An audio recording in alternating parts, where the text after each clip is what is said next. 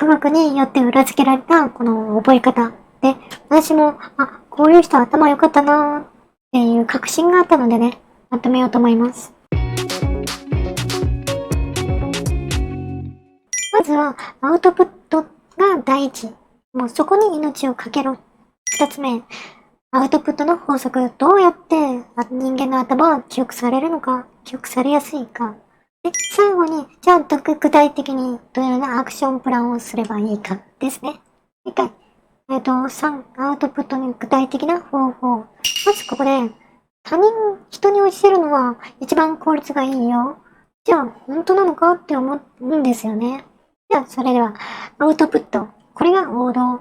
これに、アウトプットに命をかけろっていうことです。この講習を見てくれる皆さんは、勉強熱心で効率の良いインプットをして、仕事や勉強で成果を出したいと思っています。それか、少しでも自分の人生を前向きに変えて自己成長することを目指している状態だと思います。しかし、そんなあなたに質問があります。あなたが成長する過程において何が一番大切ですか？どうすればもっと早く、そして簡単に自己成長できると思いますか？先に結論を言います。それはアウトプットすることです。YouTube やリアリティ配信アプリで圧倒的に成果を出している人は決まってインプットよりもアウトプットを重視しています。ほら、配信する機会が毎日とか多いじゃないですか。あれって自分が経験したこと以上のことをアウトプット発信してると思うんです。情報発信で結果を出している人のアウトプットの量多いですよね。芸能界で言うと、メンタリスト DAIGO さんのアウトプットの量、池上彰さんのアウトプットの量、多いですよね。毎日配信してますからね。知識を詰め込むインプットの学びだけでは現実は変わらない。知るだけじゃ変わらないんですよね。勉強したらそれをアウトプットする。実際に知識を使うことで脳は重要な情報だと捉え、長期記憶として保存されます。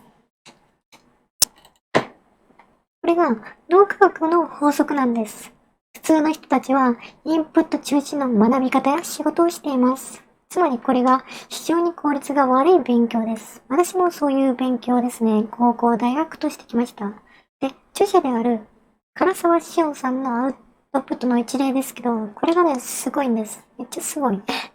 メルガマ毎日配信、発行毎日13年、Facebook 毎日更新8年、Facebook や YouTube 毎日更新5年、毎日3時間以上の執筆11年、で、2、3冊の出版10年、アウトプットの鬼、いいですね。どうやってアウトプットのそれだけのことができるのっていう、アウトプットの方法を工夫して、インプットとアウトプットの調整をします。比率は後で言います。学びと自己成長のスピードを最大化します。その方法はアウトプットに比例して自動的に成長するから、とにかく量をこなします。最初は下手くそでもいいし、私ももうちょっと改良の余地があるであろうこの配信をとりあえずやってます。インプットしたら次はあらゆる場所でアウトプットします。誰かに学習した内容を話したり説明するのもいいです。文字に表す SNS に載せるだけでもいいです。自己成長の最短ルート。私はこの役に立った動画、他に要約チャンネルがいっぱいあるんですけど、私以外のね。それの人をピックアップしてアウトプットすること。で、まこない社長とか、両学長とか、本要約チャンネル、専門のチャンネル皆さんが毎日伸び悩んでるなぁと思ってるんであれば、アウトプット中心の生活にしてください。私もきっとこれで変わると思うし、いや、変わったと思います。はい、さあ、まとめです。この1限目、あなたが伸び悩んだり壁を感じて本気で変わりたいと思うなら、インプット中心の生活をアウトプット中心の生活に切り替えることです。以上。次は2限目です。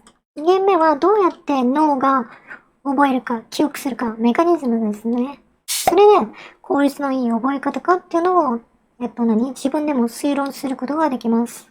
はい。じゃあ、もともとアウトプットって何っていうのは、脳の情報を外界に出力すること。私の考えてること、見たもの、感じたもの、それを覚えるべきものを外界に出力する。具体的には話す、書く、行動する。じゃあなんでアウトプットが大事なのかっていうと、ここには書かれていないことですけど、人類の歴史っていうのは、火の起こし方とか、服の編み方とか、狩りの仕方っていうのは、人によって伝達されてきました。つまり、教える人がいて、それを聞く人がいる。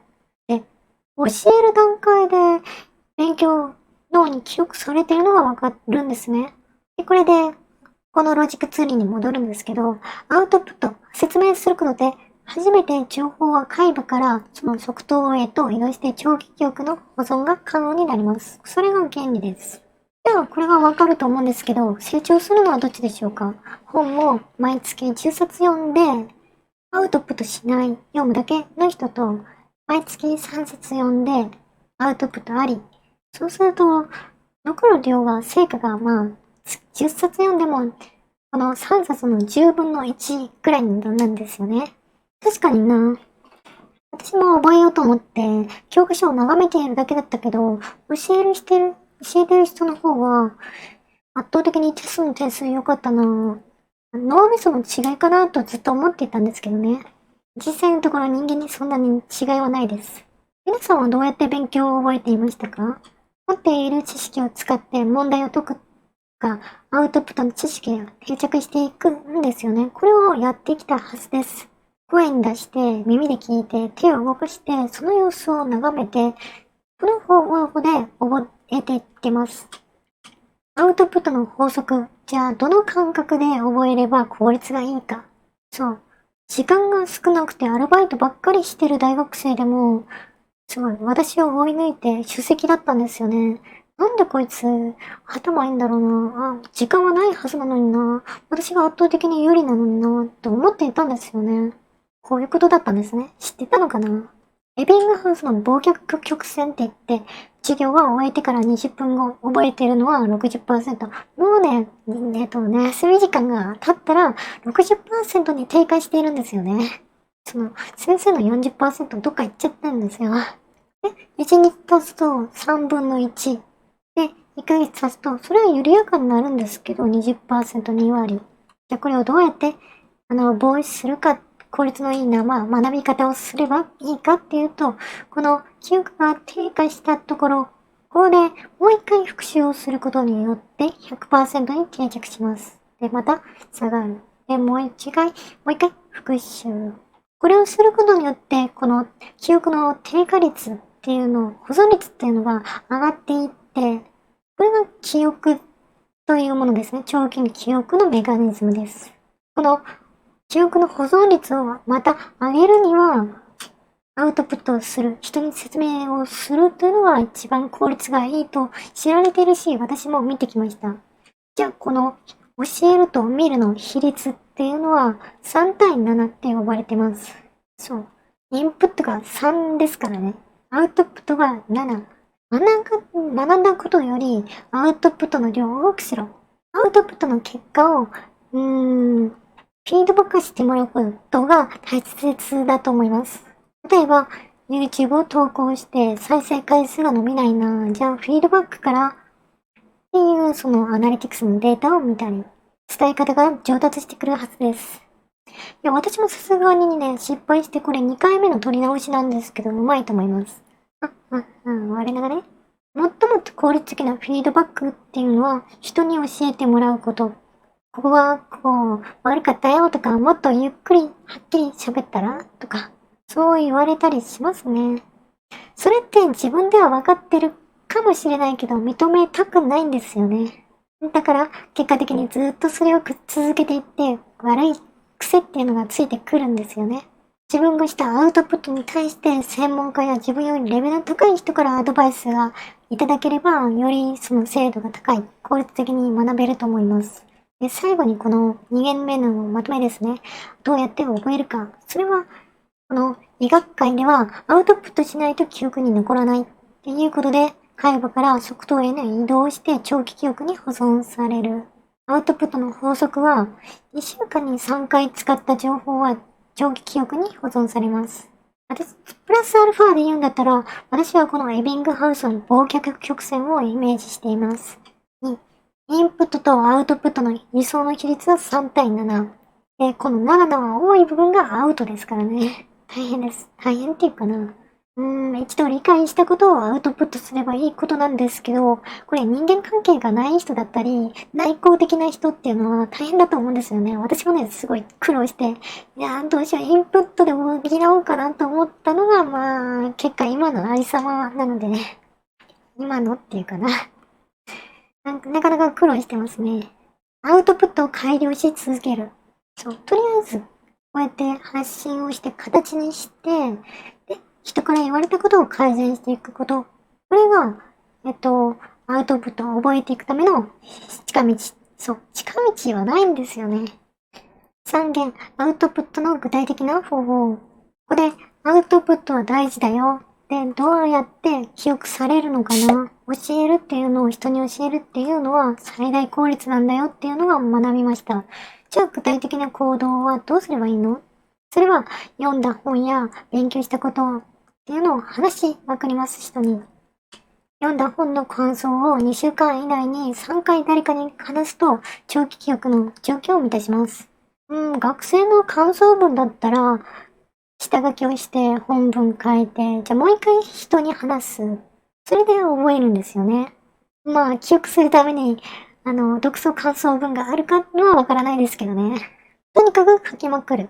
私も覚えたいことはこういうロジックツリーにパソコンで打ちますね。パソコンを書くのは他の人に共有したり、パソコンに別のやつに移したりできるからです。SNS に投稿できたりね。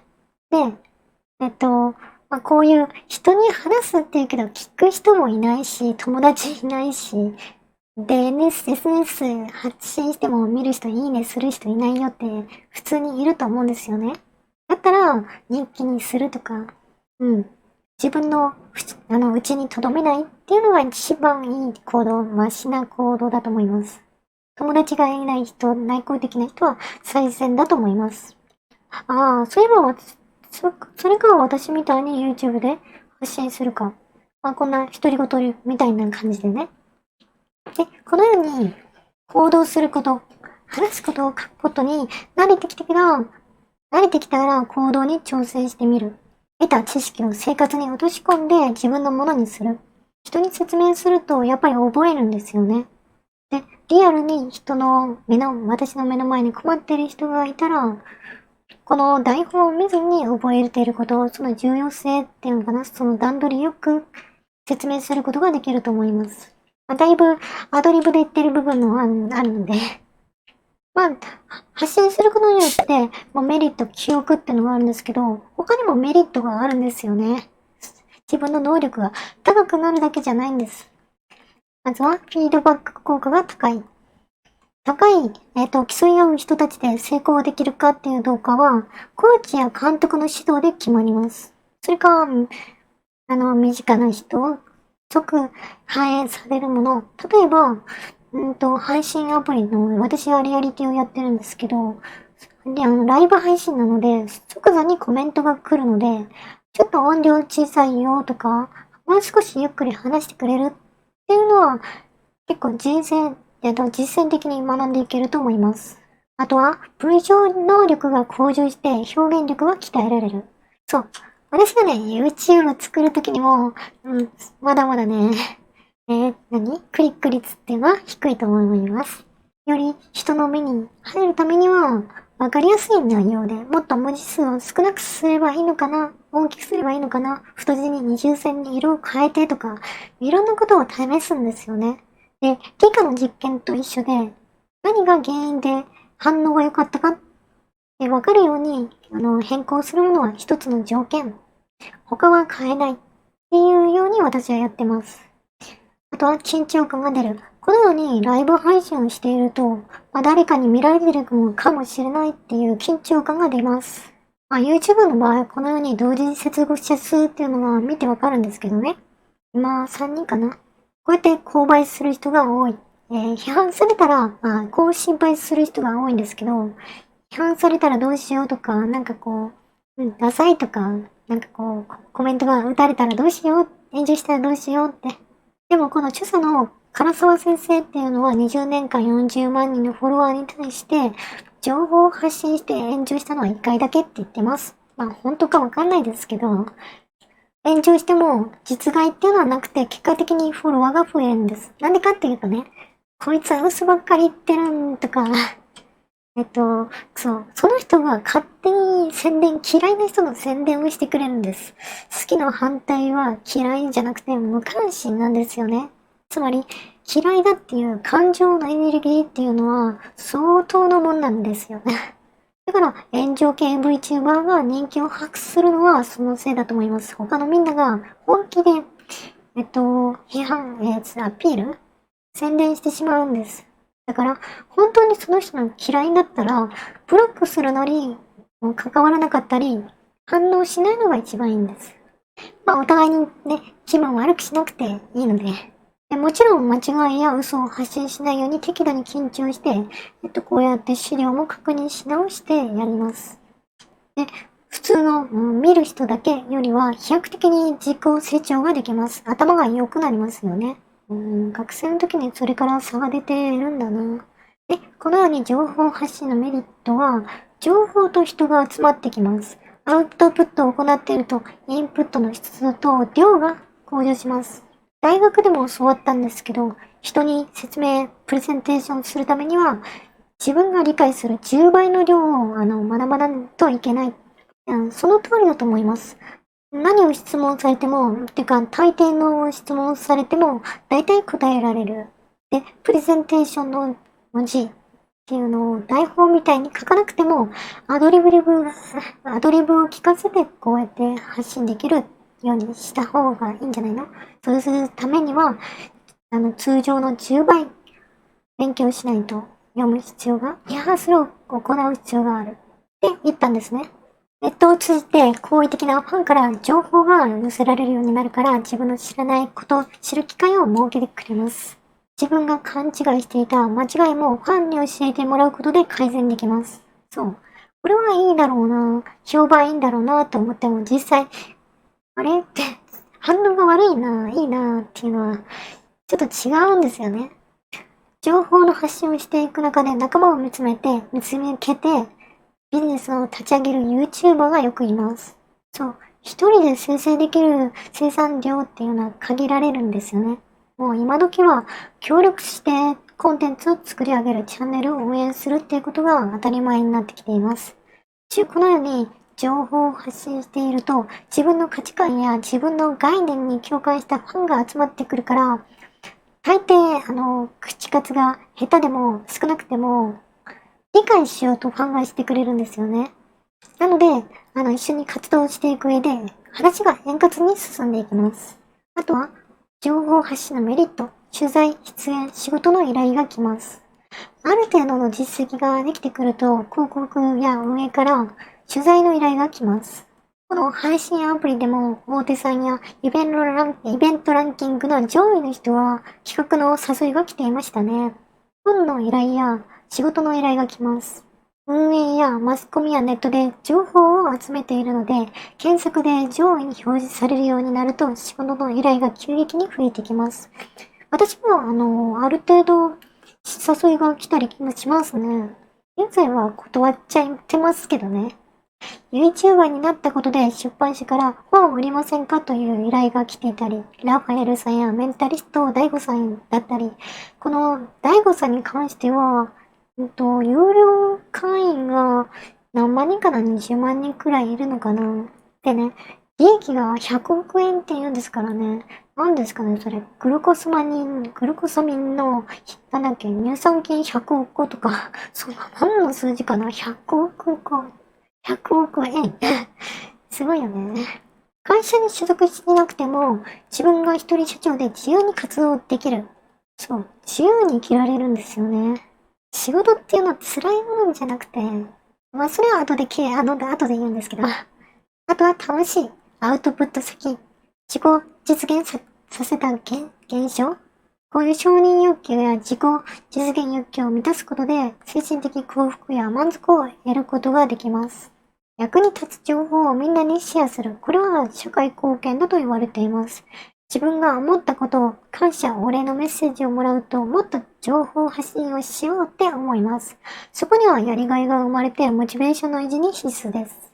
だから、ある程度チャンネル数や聞いてくれる人がいると、自分の能力が高まることはもちろん、コミュニティ自体のポテンションが上がってきます。っていう以上ですね。まとめると、このアウトプットに命をかけて、このどうやって覚えるか、それは人に教えること、で、具体的な方法を人に話すことが、この最も効率が良くて、で、定期的に2週間に3回最低ね、行う必要があるということ。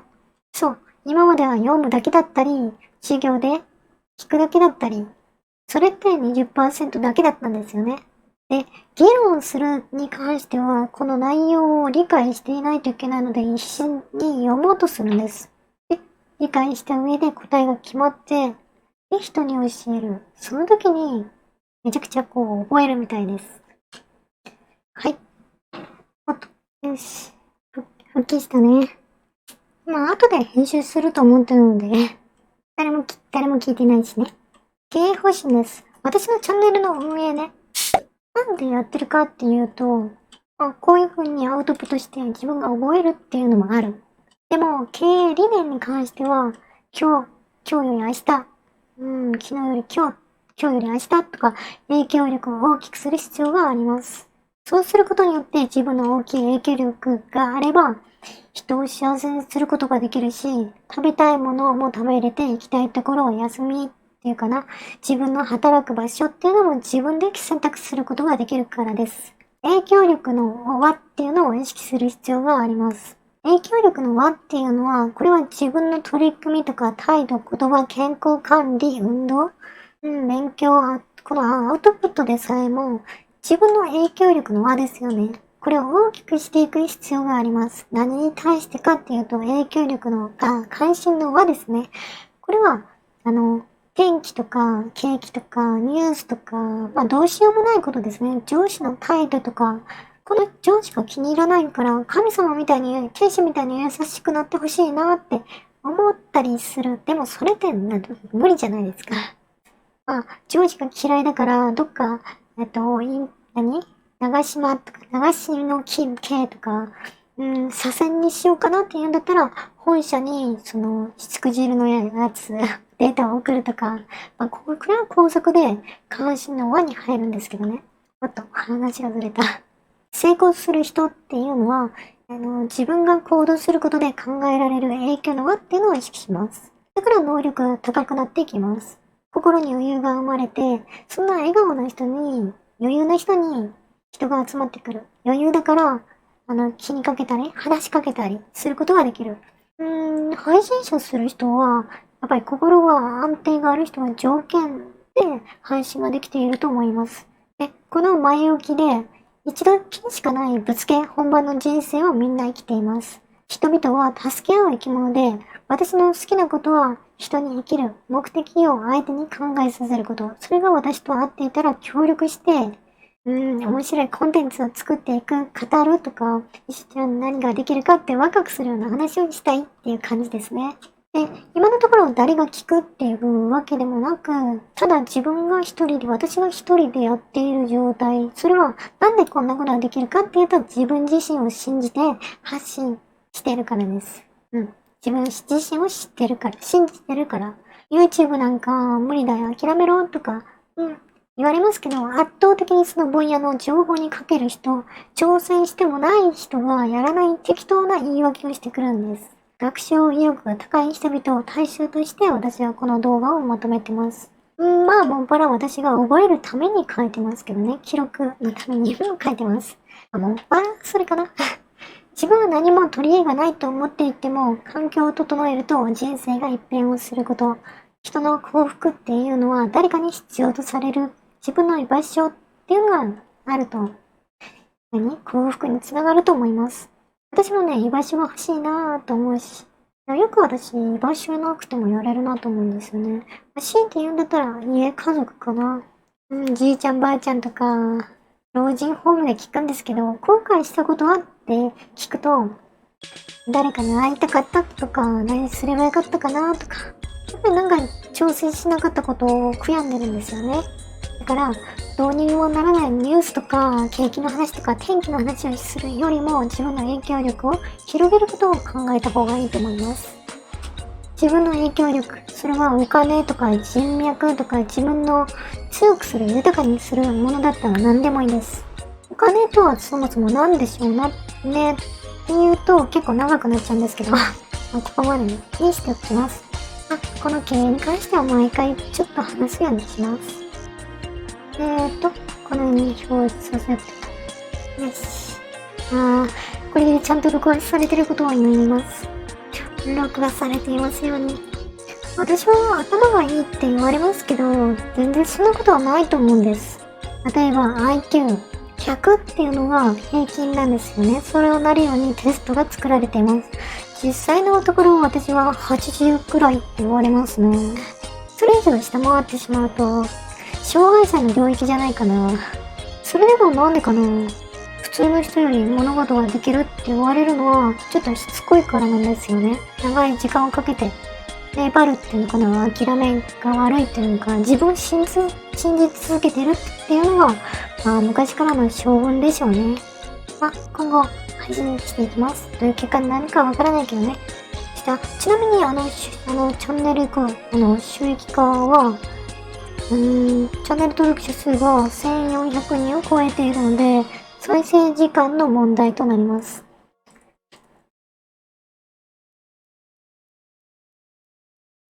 それでは、おやすみなさい。